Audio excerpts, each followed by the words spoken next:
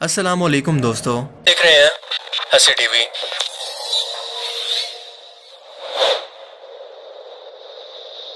दज्जाल को कुर्बे क़यामत का सबसे बदतरीन फितना कहा जाता है। इसका ज़ाहिर होना क़यामत की सबसे अहम तरीन और बड़ी निशानियों में से एक है। हदीस मुबारक से ये साबित है कि दज्जाल कोई सिस्टम नहीं बल्कि एक असली शख्सियत होगा और पूरा सिस्टम जो कि इस वक्त यहूदी कौम के कंट्रोल में है इसे सपोर्ट करेगा। इसी टेक्नोलॉजी से वो ऐसे मौजज़ात लोगों को दिखाएगा कि कमजोर अकीदा के लोग इसे खुदा मानकर इसके पीछे चल पड़ेंगे, इसे खुदा मान लेंगे, क्योंकि इसके एक हाथ के अंदर जन्नत और इसके दूसरे हाथ के अंदर अपने खुद की तैयार की हुई जहन्नुम होगी। लेकिन इसकी फितरत के मुताबिक ये सब कुछ झूठ और नजर का धोखा होगा, क्योंकि अल्लाह के रसूल सल्लल्लाहु अलैहि वसल्लम ने फरमाया कि जब तुम ये वक्त पाओ तो बिना खौफ व खतर इसके जहन्नुम के अंदर कूद जाना, क्योंकि यही असल जन्नत होगी और इसकी जन्नत असल में जहन्नुम। दज्जाल के फितना से मुतालिक हर एक पैगंबर अपनी अपनी कौमों को इसके मुतालिक डराते रहे कि क़यामत से पहले ऐसा बदतरीन फितना रुए जमीन पर और कोई नहीं आया। लेकिन रसूलुल्लाह सल्लल्लाहु अलैहि वसल्लम क्योंकि अल्लाह के आखिरी नबी हैं, लिहाजा आप पर यह लाजिम था कि उम्मत को इसकी निशानियां खोल खोल कर बयान फरमाते, ताकि आपकी उम्मत के लोग इस वक्त के अंदर इन्हीं निशानियों से इस दज्जाल को पहचान कर इसका मुकाबला करें। और आप सल्लल्लाहु अलैहि वसल्लम ने बिल्कुल ऐसा ही किया। मगर दोस्तों, मामला इतना सादा भी नहीं है, क्योंकि अगर इन निशानियों से दज्जाल को पहचानना इतना ही आसान था तो अल्लाह के रसूल सल्लल्लाहु अलैहि वसल्लम हमें बार बार इस फितना से डराते और खबरदार भला क्यों करते। दज्जाल की हर एक निशानी, मसलन इसकी बाएं आंख का काना होना, बाल गुंगराले, गंदमी रंगत, माथे पर काफिर लिखा होना और यहूदी नस्ल से होना, इस तरह की कई और तफसीलात हम पहले की वीडियोस के अंदर जान चुके हैं। लेकिन सवाल यह है कि क्या दज्जाल इस वक्त भी दुनिया के अंदर मौजूद है? अगर हाँ तो कहाँ? ये सबसे अहम सवाल है, क्योंकि अल्लाह के रसूल सल्लल्लाहु अलैहि वसल्लम ने इसकी कैद की जगह तक की निशानदेही कर दी थी कि वो इस वक्त कहाँ मौजूद है और किस वक्त दुनिया में जाहिर होगा। अगर आज इन्हीं निशानियों को सामने रखकर हम इस जजीरे की लोकेशन निकालने की कोशिश करें तो जो हकायक हमारे सामने आते हैं आपको शॉक कर देंगे। मगर ये सब समझने से पहले कि दज्जाल इस वक्त इस टाइम के अंदर कहाँ पर मौजूद है, हमें एक सहाबी जिनका नाम था हजरत तमीम दारी, इनके समंदरी सफर और दज्जाल से इनकी मुलाकात का वाकया जानना इंतहाई जरूरी है, जिसे रसूलुल्लाह सल्लल्लाहु अलैहि वसल्लम ने भी कंफर्म किया कि हाँ, जिस शख्स से तुम मिले थे वो दरअसल दज्जाल ही था। ये सही मुस्लिम की एक तवील हदीस है जिसका मफहूम है कि रसूलुल्लाह सल्लल्लाहु अलैहि वसल्लम के एक सहाबी हजरत तमीम दारी, जो कि पहले क्रिश्चियन थे, जब रसूलुल्लाह सल्लल्लाहु अलैहि वसल्लम के पास इस्लाम कबूल करने के लिए हाजिर हुए तो अपने एक समंदरी सफर का अहवाल आप सल्लल्लाहु अलैहि वसल्लम से बयान किया। हजरत फातिमा बिनते कैस रज़ी अल्लाह तआला अन्हा से रिवायत है कि एक रोज रसूलुल्लाह सल्लल्लाहु अलैहि वसल्लम ने नमाज के बाद तमाम सहाबा को मस्जिद में बैठे रहने का हुक्म दिया। मैं तमाम औरतों की पहली सफ के अंदर मौजूद थी और फिर फरमाया कि आज मैंने तुम्हें कोई अल्लाह का पैगाम या नसीहत सुनाने के लिए नहीं बुलाया, बल्कि वो कुछ बयान करने के लिए बुलाया है जो कि तमीम दारी ने इस्लाम कबूल करने के बाद आज मुझसे बयान किया। वो कहते हैं कि मैं अपने जवानी के दिनों के अंदर अपने 30 लोगों के साथ अरब के मशरिक के अंदर समुद्री सफर पर था कि अचानक से मौसम खराब हो गया। ऊंची ऊंची समुद्री लहरें उठने लगी। मौसम इतना खराब हो गया कि पूरे 1 महीने तक हमारा जहाज समंदर के अंदर हिचकोले खाता रहा और हमें कुछ नहीं पता था कि हम लोग कहाँ पर जा रहे हैं या कहाँ पर मौजूद हैं। हमने अपने इस बड़े जहाज से छोटी छोटी कश्तियां उतारी और अलग अलग जगह पर खाने और लोगों की तलाश के अंदर निकल गए। मैं अपनी कश्ती पर बैठकर कुछ लोगों के साथ एक जजीरे पर पहुंचा, जहां पर एक अजीबो गरीब किस्म के जानवर को हमने अपने सामने खड़े देखा, जिसका जिस्म बालों से मुकम्मल तौर पर भरा हुआ था। ये चीज इंसानों की तरह बातें कर सकती थी। हम लोग इसे देखकर डर गए कि आखिर ये क्या चीज है। मैंने पूछा कि तुम क्या भलाओ? इसने जवाब दिया कि मेरा नाम है जसासा। हम लोगों ने पूछा कि तुम क्या चीज हो? इसने जवाब दिया कि ये सब बातें छोड़ो, बल्कि मैं तुम्हें अपने मालिक से मिलवाता हूँ। वो सामने जो मंदिर है वहां पर वो शख्स बड़ी शिद्दत से तुम्हारा इंतजार कर रहा है। अब इस वाकया के अंदर इस मंदिर यानी बुत खाना के लफ्ज को आपने ज़हन में रखना है। तमीमदारी कहते हैं कि हम इसके पीछे चले और इस मंदिर के अंदर एक बहुत बड़ी जिसामत के शख्स को हमने जंजीरों के अंदर बंधा हुआ देखा। इससे बड़ी जिसामत का शख्स हमने आज से पहले कभी नहीं देखा था। इसके हाथ इसकी गर्दन से बंधे हुए थे और इस शख्स ने आते ही हमसे कुछ सवाल किए। पहला सवाल ये था कि मुझे बेसान की खजूरों के बारे में बताओ कि क्या वहाँ पर दरख्तों पर अभी भी फल आते हैं। हमने कहा कि हाँ, बिल्कुल आते हैं। वो कहने लगा कि वहां पर बहुत जल्द कोई फल नहीं होगा। फिर कहने लगा कि मुझे तबरिया के झील के बारे में बताओ, क्या इसमें अभी भी पानी बाकी है? हमने कहा कि हाँ, बहुत ज्यादा पानी है। इसने कहा कि बहुत जल्द ये भी खुश्क होने वाला है। तीसरा सवाल इसने ये किया कि मुझे जुगर के चश्मे के बारे में बताओ और इसके बाद गोलन की पहाड़ियों के बारे में पूछने लगा। और आखिर में कहने लगा कि मुझे इस उम्मी पैगंबर के बारे में बताओ कि इसने अब तक क्या किया। हमने जवाब दिया कि वो मक्का से निकलकर मदीना के अंदर आबाद हो चुके हैं। वो ये सुनकर काफी हैरान हुआ कि क्या वाकई ऐसा हो चुका है। हमने कहा कि हाँ, बिल्कुल।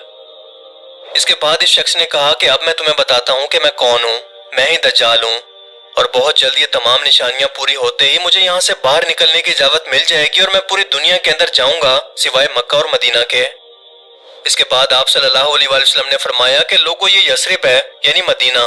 دیکھو میں تمہیں نہیں کہا کرتا تھا کہ دجال نہ شام کے سمندر میں ہے اور نہ ہی یمن کے سمندر میں، بلکہ اپنے ہاتھ سے مشرق کی طرف اشارہ کر کے آپ نے 3 مرتبہ فرمایا کہ دجال مشرق میں ہے، دجال مشرق میں ہے، دجال مشرق میں ہے۔ اس حدیث مبارکہ کے اندر ہمیں دجال کی ایگزیکٹ لوکیشن کی طرف اشارہ کیا گیا ہے کہ وہ مدینہ کے مشرق کے اندر کسی ویران جزیرے کے اندر قید ہے۔ سو چلیں مدینہ کے مشرق کے اندر تمام اہم ترین جزیروں کی کھوج کرتے ہیں اور اس کی لوکیشن کا پتہ لگانے کی کوشش کرتے ہیں۔ مدینہ کے ساتھ مشہور عربین سی موجود ہے جہاں سے حضرت تمیم داری کا یہ جہاز روانہ ہوا تھا۔ اس سمندر میں 4 اہم ترین جزیرے آتے ہیں۔ انڈیا میں لکشدویپ آئلینڈ، مسیرا آئلینڈ جو کہ عمان میں ہے، سکوٹرا آئلینڈ جو کہ یمن میں ہے، اور آخری ہے پاکستان کا استولا آئلینڈ۔ حدیث مبارکہ میں یہ واضح ہے کہ دجال نہ شام میں ہے اور نہ ہی یمن میں، لہٰذا ان 4 میں سے اب 2 جزیرے باقی رہ گئے، انڈیا کا لکشدویپ آئلینڈ اور پاکستان کا استولا آئلینڈ۔ تو اب یہ ڈیسائیڈ کیسے ہوگا کہ ان دونوں آئلینڈ میں سے دراصل وہ آئلینڈ تھا کون سا؟ رسول اللہ صلی اللہ علیہ وآلہ وسلم نے مدینہ سے مشرق کے جس طرف اشارہ کیا تھا، اگر ہم اس سے ایک سیدھی لائن کھینچیں تو آپ یہ جان کر حیران رہ جائیں گے کہ یہ اور کوئی نہیں بلکہ پاکستان کا استولا آئلینڈ ہی بنتا ہے، کیونکہ انڈین آئلینڈ اس لائن سے کافی دور ہو جاتا ہے، جیسا کہ آپ میپ میں دیکھ سکتے ہیں۔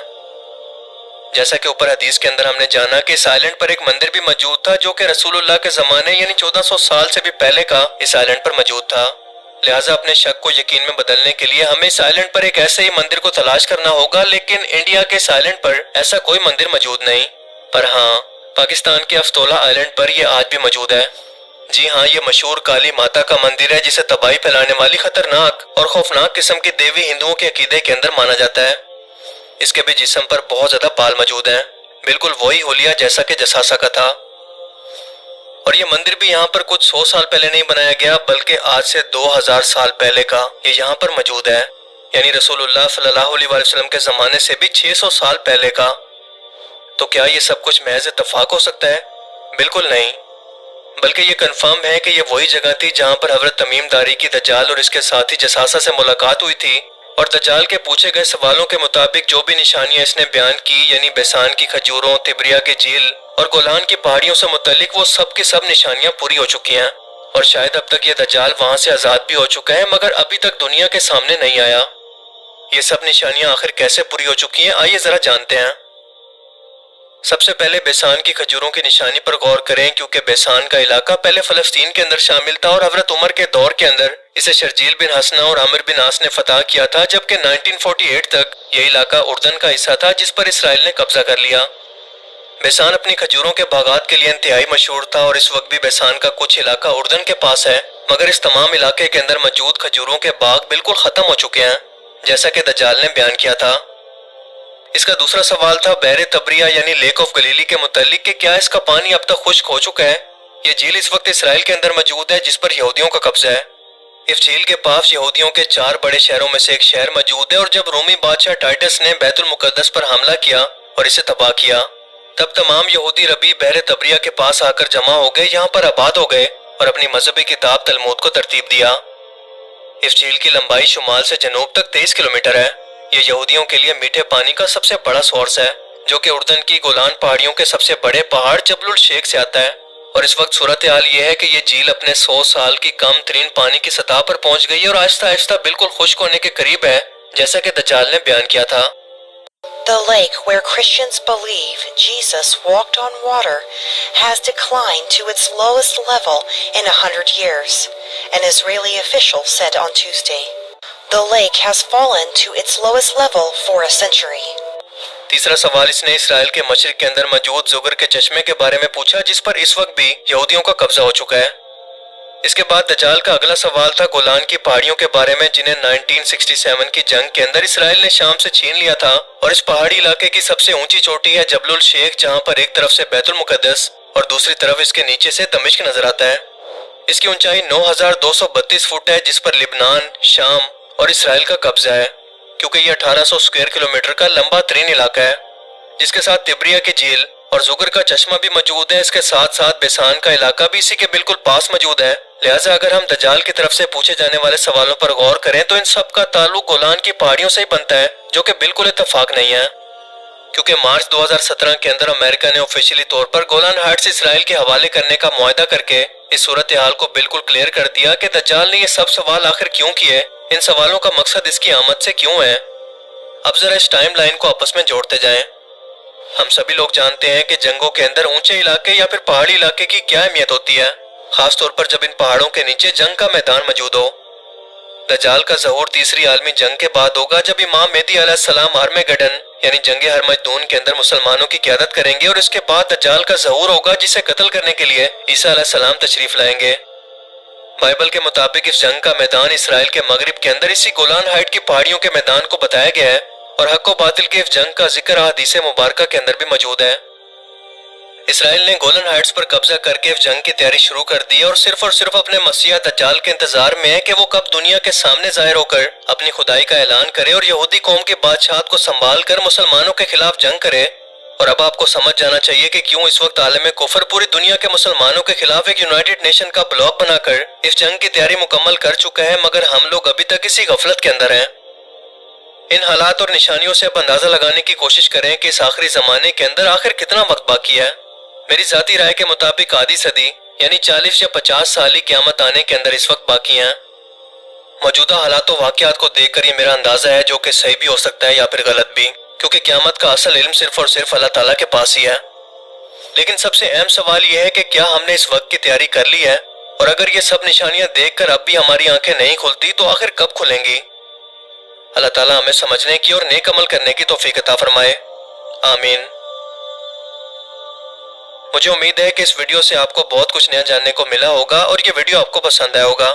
अगर ये वीडियो आपको अच्छा लगा तो इसे लाइक कीजिए, और अब मैं मिलूंगा आपसे एक ऐसी नई इंटरेस्टिंग वीडियो में। तब तक के लिए अपना बहुत सा ख्याल रखिएगा। Thanks for watching this video. Allah हाफिज़।